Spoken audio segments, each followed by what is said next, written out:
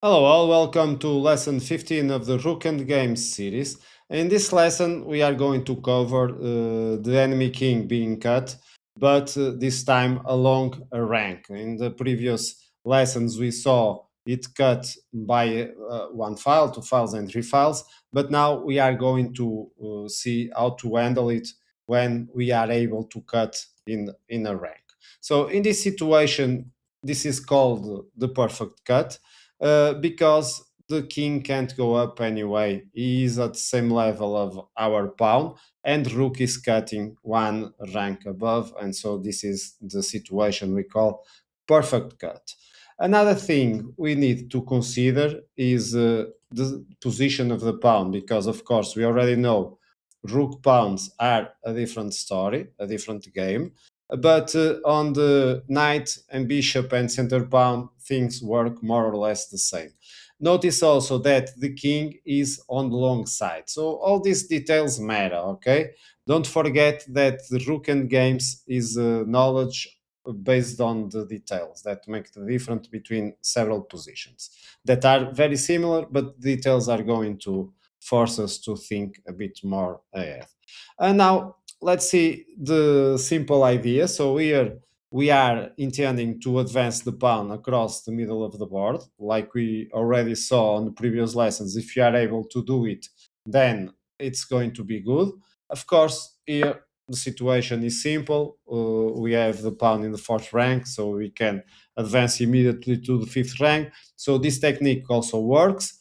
It's not fail proof to any position of the pawn, so we are going to learn a better technique, but nevertheless in this particular situation this is possible. So here let's say the rook tries to cut the advancing of our king going to c1, but then here we can approach it in several ways, but the easiest one is to go into a Scipione Luciana position. We already saw that many times. Nevertheless, it always is going to come up to test our knowledge. And over here, as you can see, we are almost in a situation similar to the Lucena, to the Scipione Lucena position. So over here, we just press the pawn up, and as you can see, it's going to be really simple from here. We just need to bring the rook to the a file so we can remove the king and promote the pawn. So not a big deal from here. This is an easy win.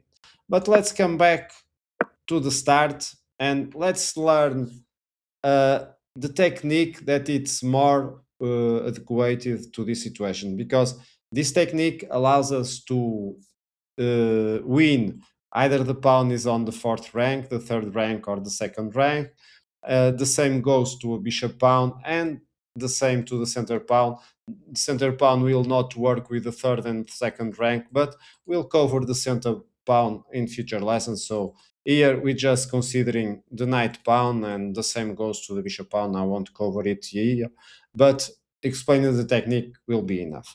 And so the technique is to bring our rook to cut the king also on the file, and then using this kind of approach protect the king to go to the a file and then support the advance of the pawn. Let's see this in action.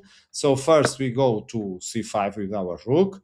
Then of course it's black to play. Let's say black tries to cut our king. That is not important. We just move the rook one rank up to c6 in this situation. Now maybe the rook comes back, so we now go to a6. So the idea is to protect our king so it can reach the a file and help the pawn advance one more. Black moves the king. Now we move our king to the desired square. And so when the king comes back, we simply check it first. Don't forget to check.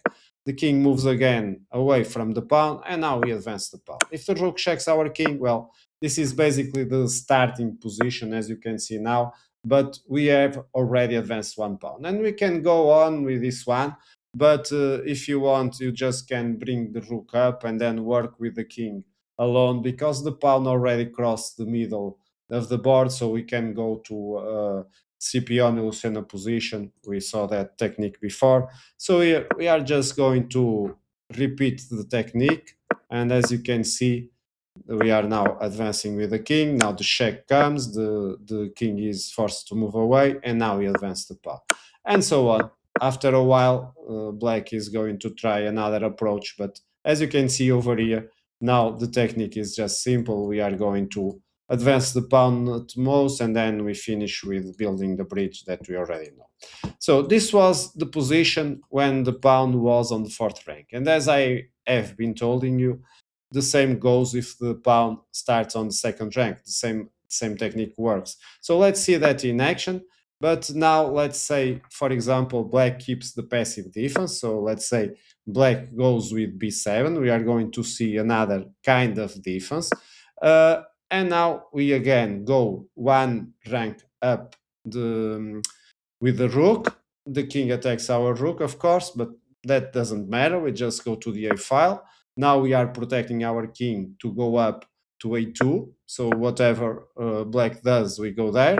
And now checking again, the king moves, we advance the pawn. And so the situation will repeat. We advance the rook just one more rank, and so on. So we are going to advance like this until we reach again the positions that we saw in the first diagram, and so this is going to be an easy win. But let's see here a different story. Let's see what happens, what we need to pay attention if black goes to an active defense. Let's say, for example, the rook goes to h8. So here the rook is preparing to bother us in a different way. So now we go to the to c4 with our rook, and now of course the rook can be attacked by our king. Let's say, for example, with king d3, and now the normal tendency we have is to advance the pawn. So we are protecting the rook and we are happy, okay, we advance the pawn. But that would be a mistake, because what happens over here? Defensively, we are able now to cut the enemy king from the pawn. And so black has achieved a draw from here. Why? Because there's no way we can progress anymore as white. So let's say, for example, we try to go back with our rook. Notice that we need to do something, and if we don't do nothing, the enemy rook just shuffles around two squares, and it's game over for the progression. So over here, when the pawn advances, black is waiting for the pawn advancing, then the story shifts a bit. We use the rook to attack the pawn, so we're talking about black perspective now. And the pawn, of course, either advance or the rook protect it. If the rook protects, then we use the king to attack the pawn. So two pieces are attacking the pawn over now. So the pawn is forced to advance. But now we check the king. Now, so as you can see, we are now threatening to keep attacking the pawn. The king moves, now two pieces attacking the pawn needs to advance, but after a while it can't advance anymore. So over here it's unavoidable losing the pawn. So when black comes to this active position, we still need to pay attention and be patient. And the technique works in the same way. So we go to a4. So we are just keeping it simple, and we want to protect our king so it can advance the pawn, but always staying connected with the pawn. So black decides to come back, and now even if the black tries to delay, it won't be possible anywhere. Here there are two ways. Of course, I can advance the pawn, which is still a win. I placed here the mark of dubious move. It's not bad move. It's just making it harder, because of course now we are going to face a different technique. Notice that we need to come back with the rook to the side, and so only from here we are again reaching the situation similar to the beginning. Even if I am going to be forced to come back, then I just go with the same technique again. So this just makes it harder, but it's still a win. So here the best is to use the rook. So keep protecting our king. Just move the rook one rank up again, because if the rook checks our king, I don't know if I have that here. Okay, I have. The rook is protecting the pawn, and there's no fear of the rook exchange, because when we take back, the king is not being able, because we are going to be fast supporting our pawn until the promotion. So over here maybe the rook comes back, and now I can go and cut the king before advancing the pawn. And from here, you already know that this is going to be easier, even if I am forced to come to the same situation. What happens over here? I simply move the rook again one rank up, and so I repeat the position until I achieve the promotion of the pawn or force the rook to sacrifice and so on. This is the way to win this one.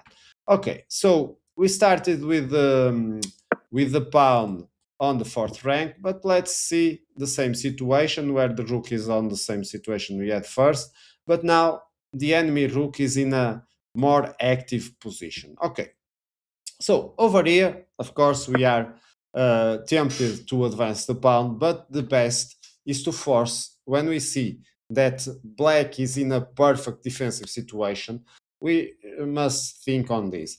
Just waste one tempo so to force black into an inferior possibility. Now, if, for example, the rook advances, which reduces the distance, the perfect defense with three squares from the rank of the pawn, I can just bring my king. So as you can see, I am going to be able to bring the king. If the rook checks again, I just am able to attack the rook and then advance the pawn. So this is no brainer.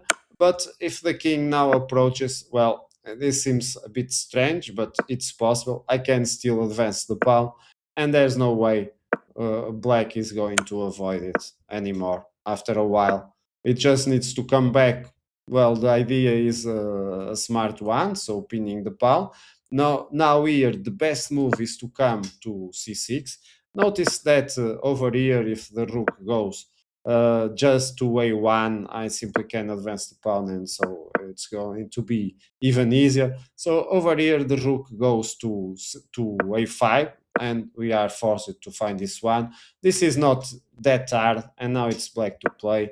If the king stays connected to the pawn, I simply check it, the king moves away. It's still cut along the rank, and now I advance the pawn. And as you can see, this is going to be easy.